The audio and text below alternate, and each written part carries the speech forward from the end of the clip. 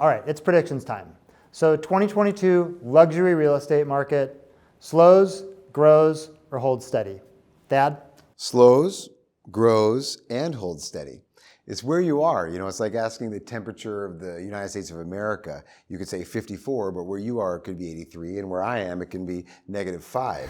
So in some aspects of it, I do think it grows. In some areas where it's the most desirable and it's incredibly scarce, and there are more people than there are properties that want that, you'll still see growth. As far as stability, in many of the markets, I think, Chicago's a good example. We never saw the big boom, and so I don't think we'll see a big bust. Now, in some markets where you have many homes being built at $1 million and up, and the major supply that's being absorbed is all $1 million and up, I do think those will see retracement in pricing. Okay. Mike, where do you stand on that? So I think we have reasonable, at least in the short term, we have reasonable stability in the luxury market with an asterisk in that we're not sure about supply. Supply is a big issue. So if you in terms of price stability, I think prices will be relatively stable for at least the short term. I think the markets have the opportunity to stay steady if there's enough supply in the market, but we don't know, and each market is a little bit different.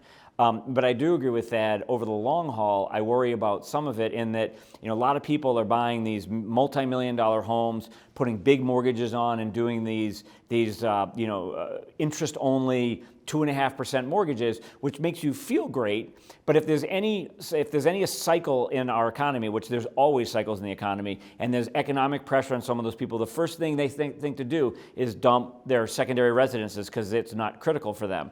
And that's when things could change a little bit. Guys, since I've got you here, what recommendations would you give to the luxury home buyers and sellers that are in the market today? Thad, sellers? Well, think about a stock. All the times you had the stock and you washed the peak and you wish you would have sold it there and it never gets back there.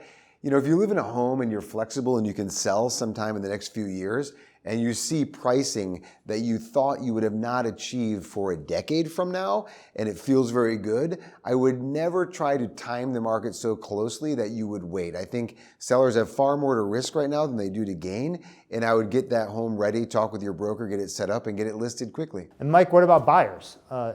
Given that we may be at the top of the market, what advice do you give to a buyer?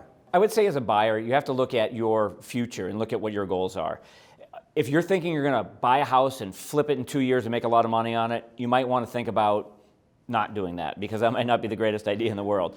But most buyers are looking for 5 years, 10 years down the road. I think you still have to find a home that you want to live in. You need to enjoy it. Buy what you love and then make sure you take the advice from your real estate broker.